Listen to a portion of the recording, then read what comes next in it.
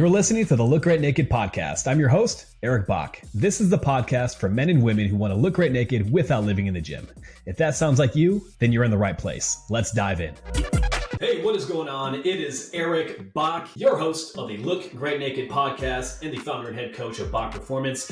This podcast is brought to you by me because we are not going to pump your ears full of all of these needless advertisements. I'm here to support you and help you look great naked without living in the gym. And today we are going to talk about 6 hard truths about losing weight. These are 6 things that most people will not tell you, and most coaches will sugarcoat in order to make their method, their tactics seem like the next piece of fancy bullshit that you should be buying. But that's not what we do here. So what we're going to do is jump into the things that you need to know in order to lose fat and look great naked, but most importantly, how to maintain it.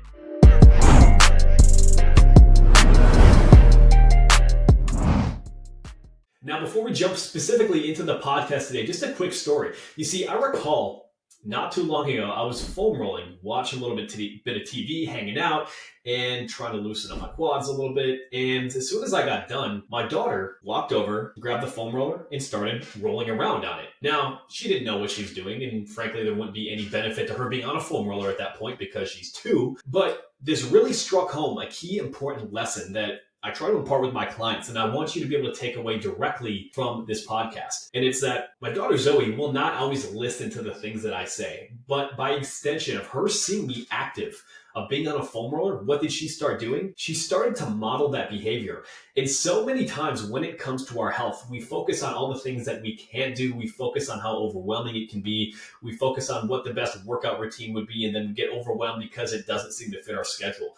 And lost in the noise of trying to find what the best option is going to be is often that, listen, if we just start to take small actions and we start to live true to the values that we have, not only for ourselves, but those who we care about most, that's what makes the biggest difference long term, especially if you're a parent. Or especially if you want to be able to lead a team, especially if you want to be able to lead those people who are around you and set the example, set the standard for what it should be for being strong, for being lean, for being healthy, for being in shape. Because ultimately, those around us, kids or not, don't always listen to the things that we say, but they sure as hell will model the things that we do. So take a second, ask yourself, am I doing the things that I need to be doing in order to live in integrity with the values that I want to have and the values of all of those who are around me? Which segues directly into, hey, how do we lose weight? But most importantly, what are some of these hard truths that people don't always want to say that we need to truly accept? Because ultimately, when it comes to losing weight and keeping it off, listen, we've got to stick to the work and we've got to focus on dominating the process so we can control the outcome. Now, there are a few hard and fast rules regarding fat loss that are really unassailable that we have to be able to focus on regardless. And that is, you do need to be in a calorie deficit in order to lose body fat.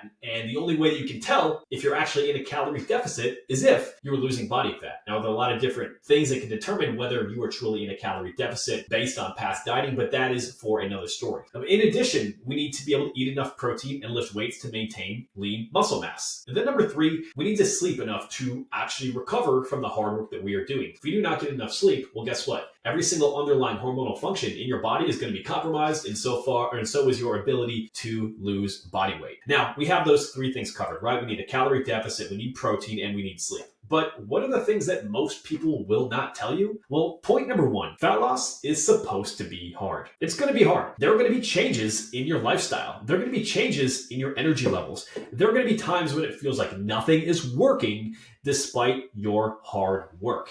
And one of the biggest gaps in places where people really struggle is they lose weight specifically for about 4 to 6 weeks, and then it feels like a plateau. What you need to understand is you're probably not truly in a plateau for fat loss. Your body is simply catching up with the stressors that you put it under for the last few weeks. And what does that plateau serve as? That plateau serves as a way for your body to hit a new equilibrium. You see, when you lose weight, it's not a linear process. It's a process where you're going to have times where you lose weight quickly, and then you might even gain a few pounds. But what we have to focus on is not how fast these results are coming. It's not how easy we can make it. It's not beating ourselves up about getting in a plateau. It's about focusing on the key action steps that we need to take advantage of. Are we in that calorie deficit? Are we eating good quality food? Are we eating protein? Are we sleeping? Are we managing stress?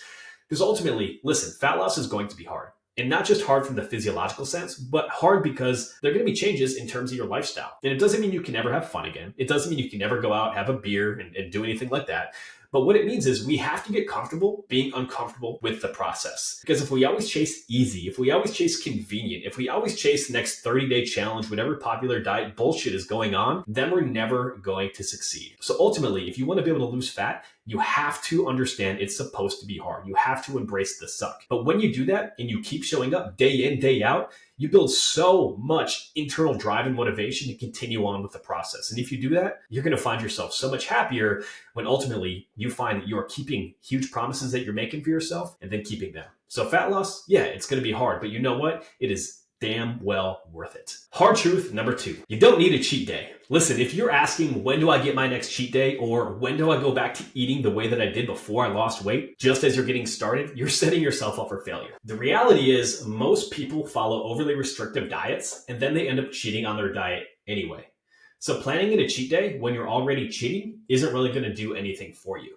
Now listen, can there be days where you increase calories a little bit? Yes. Should there be days where you can pull back a little bit, have a little bit more practicality and sustainability with what you're doing? Yes. But ultimately, you do not need a cheat day in order to lose body fat. You do not need a cheat day in order to have a sustainable approach. Instead, what you probably need is an approach that's actually going to fit many of your favorite foods in on a consistent basis without taking you dramatically out of your calorie deficit and sabotaging your chances of losing body fat. Hard truth number 3, you need to do lots of cardio to lose body fat, or you shouldn't do cardio at all. Both of these are incorrect. Why? Well, cardio gets a lot of hate on both sides of the fat loss continuum. You see, let's take the idea of doing a ton of cardio to lose body fat. Here's why people think this works. You hop on the treadmill, you go for 30 minutes, you check your Apple Watch, and all of a sudden it says you burn 500 calories or something. First and foremost, when it comes to cardiovascular exercise, most trackers in terms of how many calories you're burning are vastly overstating your calorie burn. Many times it's 25+% off. So when you think you're burning a ton of calories directly through doing more cardiovascular exercise, well, most times it's going to overshoot it. When we factor that in a little bit more, people have a tendency to also underestimate how much they are eating. So if you have a type of exercise that's dramatically overstating how many calories you're burning, it's ramping up hunger, and then you're going to dramatically probably underestimate how many calories you're eating. This is one reason that so many people chase cardio as a way to lose fat and then never succeed. It doesn't mean that their effort isn't there. It's just a misalignment of priorities. In addition, if we don't do any cardiovascular exercise at all, that can also cause some issues, right? So what is a sweet spot? The sweet spot for cardio when it comes to fat loss is this. First, we treat training, resistance training, as the entree for changing our body. Cardiovascular exercise is a side dish. And so what do I mean by that? Well, the first tier for cardiovascular exercise would be getting 8,000 to 10,000 steps per day, whether you're tracking on an Oura Ring, an Apple Watch, on your phone, whatever the case. If we can increase from the average American who gets 4,000 to 5,000 steps per day up to 8,000 steps per day, that can be enough to help you lose 10 pounds over the course of a year just by moving more. This can be as simple as going for a walk right away when you wake up in the morning, and even a 5 to 10 minute walk directly around your meals. This can make a huge difference in terms of how well your body handles nutrients, insulin sensitivity, and long-term calorie burn. The second tier when it comes to cardio would be adding 2 days of zone 2 type cardio. So zone 2 cardio, what is this? Zone 2 cardio is exercise that's a step above walking, and you might occasionally have to break your tempo when you're talking with somebody else, call this the talk test, in order to maintain that intensity, right? So for most people, what we're looking at for zone 2 cardio would be 20 to 30 minutes twice per week. And this could be something where you're doing it rhythmically. This could be on a bike. This could be doing 3 different types of exercise. Say you have a rower, you have a jump rope, and then you have a treadmill where you're going back and forth between those. In terms of the intensity, take your body, 220 minus your age, and multiply it by 0.6. So an example for me, I'm a 34-year-old male. I'm going to have my heart rate between 115 and 135 for 20 to 30 minutes twice per week, right? So phase 1 of cardio would be getting up to 8,000 to 10,000 steps per day. Phase 2 would be adding in that zone 2 cardio where we are getting 20 to 30 minutes, keeping our heart rate about 65 to 75% of your max heart rate. Then finally, zone 3, this is only for the finishing touches if you're already getting lean and taking care of your diet, your other exercise, your sleep, and your stress. Then we want to talk about adding interval training in 1 to 2 days per week. This should be 10 to 20 minutes long. The key with interval training, where we can do this in a whole nother podcast, the intensity has to be high. So high that you are completely out of breath and gassed and unable to produce more high quality work 10 seconds later, right? What we want to be able to do here is push so hard. In the case of 10 to 20 seconds, we need at least 40 seconds, 50 seconds in order to rest and recover. On occasion, when it comes to high intensity interval training, the rest recovery ratio is actually 1 to 10 or 1 to 20 in terms of how hard you work and then how hard you need to recover. So the big thing to understand here is, listen, cardiovascular exercise, it's really dose dependent. Doing a ton is not going to be the best thing for optimizing body composition. What we want to do is gradually add levels of cardiovascular exercise as needed. We want to treat cardio as the ace in the hole, not the entree, not the first thing that we add when it comes to losing body fat. Hard truth for fat loss, number 4, garbage food in, garbage physique coming out. Listen, there was a huge movement years ago, if it fits your macros, where you focus on eating whatever foods you wanted as long as you hit the right number of calories, the right number of protein, the right amount of carbohydrates, the right amount of fat. And like most things in the fitness industry, this went from being a great idea to have more flexibility in what you did to people eating fucking cheeseburgers all the time and drinking milkshakes and saying, look, I can lose body fat. Is it any wonder that that didn't work for the majority of people because it played directly into a lot of the issues that they're already having with food choices? Kind of crazy. Whoever saw that coming, right? Well, here's the deal, right? If you're going to have crap food in, you're going to have crap results coming out. Ultimately, food is a lot more complex than a math equation. The way that everybody handles nutrients are going to be different. For example, you could have allergies to certain types of foods where it creates an overwhelming inflammatory response inside your body. Or you could have more or less somewhat of an addiction to certain types of foods where once you start having junk food coming in, guess what? You're going to dramatically overconsume your calories as a result because of the pleasure receptors that are going off in your brain. And this doesn't even talk about things that, are important like gene expression. For example, the foods that you eat can turn on or off certain genetic markers that play a huge role in terms of where your health could be like long term. So while I'm all for being able to fit some of your favorite foods into your diet within reason, many people take this way too far. They take it as eat whatever I want as long as it can hit my protein, as long as it hit my calories, my carbohydrates, and my fat. It's an overly simplistic way of looking at it. So a very simple way that I like to focus on my nutrition is this. 90% of the time, I'm eating single ingredient foods. I'm eating foods that came from the ground or had a face at some point. When you do this, the quality of the food that you're going to be eating is so much greater. And you still have a little bit of time, a little bit of a buffer to be able to fit some of your favorite foods directly into your meals throughout the week. But ultimately, if you're eating highly palatable, highly processed foods, they're going to be more likely for you to overconsume those foods and overall are very unlikely to be nutrient dense and more likely to have long-term health consequences. Don't be surprised when it doesn't work. When you have garbage macros in, often leads to a garbage physique or long-term health issues that create more problems down the road.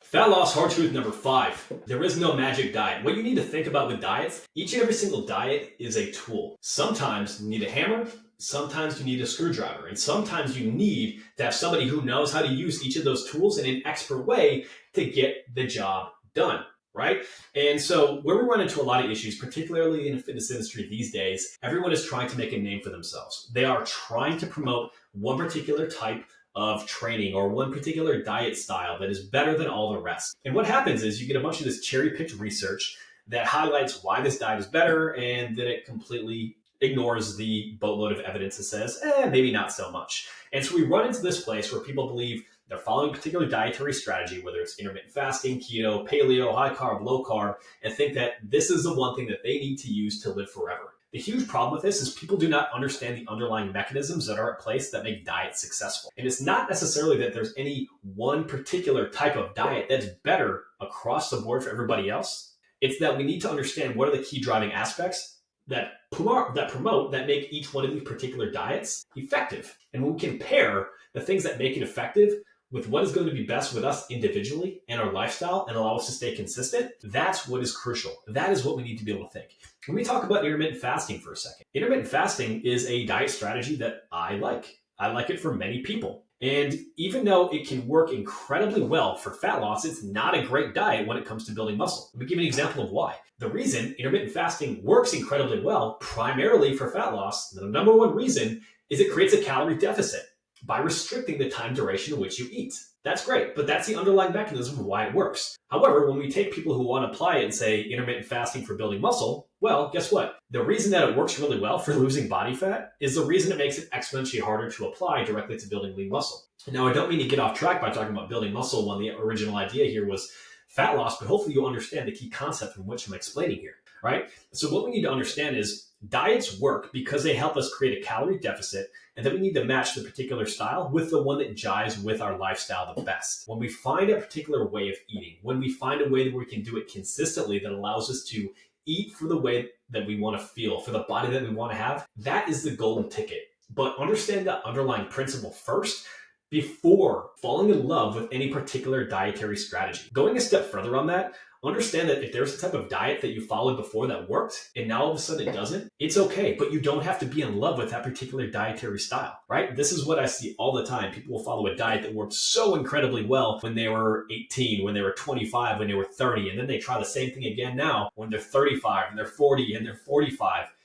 But now they have 2 kids and they have a job and they have a lot more stress and their underlying physiology has changed and they wonder why it doesn't work. Well, listen, all these diets can work, but you have to be able to it comes back to that tool analogy, using the right tool at the right time for the right job. So while there are many good diets, understand why they work in the first place. Then you need to understand how to use that particular tool at any given time as it's relevant to you. And if you need help with that, hey, simply head to the description box below or head to bachperformance.com/coaching and I will help you with that. Fat loss hard truth number 6, it's not about calories in, calories out, or hormones. It's about both of them working synergistically, meaning there are 2 different camps in the fitness industry. We've got a group of people that say, listen, it's all about hormones. You have to keep insulin low. And then you say these other people, it's all about calories, so on and so forth, right? Well, here's what we need to understand. Calories are king. Hormones also matter. But this is where people run into issues. You see, as you're listening to this, tell me if this sounds familiar. You've gone online, you followed a calorie calculator. It says eat 2,000 calories per day. You should be in a calorie deficit. All of a sudden, you look at how many calories 2,000 is in a day,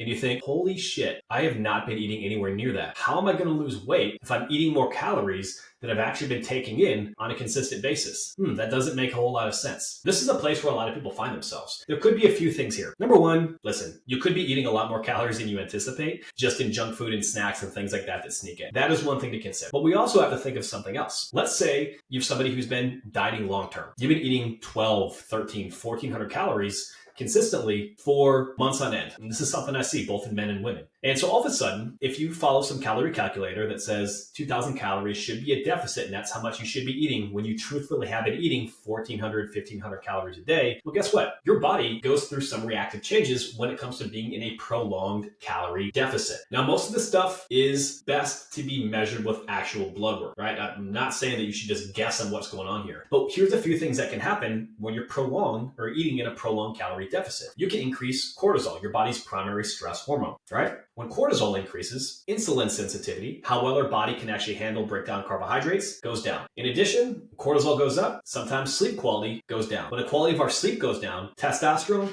goes down. Cortisol goes up again. Thyroid function can go down, right? So what I'm highlighting here is it's not as simple as just finding some calorie equation online saying calories in, calories out. Calorie equations, when we're looking at calories in, calories out, are just an estimation in the beginning. They provide a great way to get started. However, there can also be changes that happen in your overall metabolic function based on genetics, based on things that you've done previously that can make it seem as if eating the amount of calories that are listed to lose body fat aren't actually going to help you lose body fat. And so what we need to understand is understand how unique each person is. We need to understand that we need to improve, yes, maybe the quality of the foods that we're having, but also consider what have we done in the past? Because if you take somebody who's been dieting nonstop and then you just throw a ton of calories on them right away and say you should still be in a calorie deficit, their body might not handle that very well. And all of a sudden, instead of getting leaner, instead of having more energy, they end up more stressed out. They end up having belly fat that's popping over their jeans, and then they jump ship to a different program, right? So we've got to understand here is it's both calories in, calories out. It's also about hormones. We have to understand that there are different changes the body goes through in reaction to the types of diets that we followed, long-term and short-term.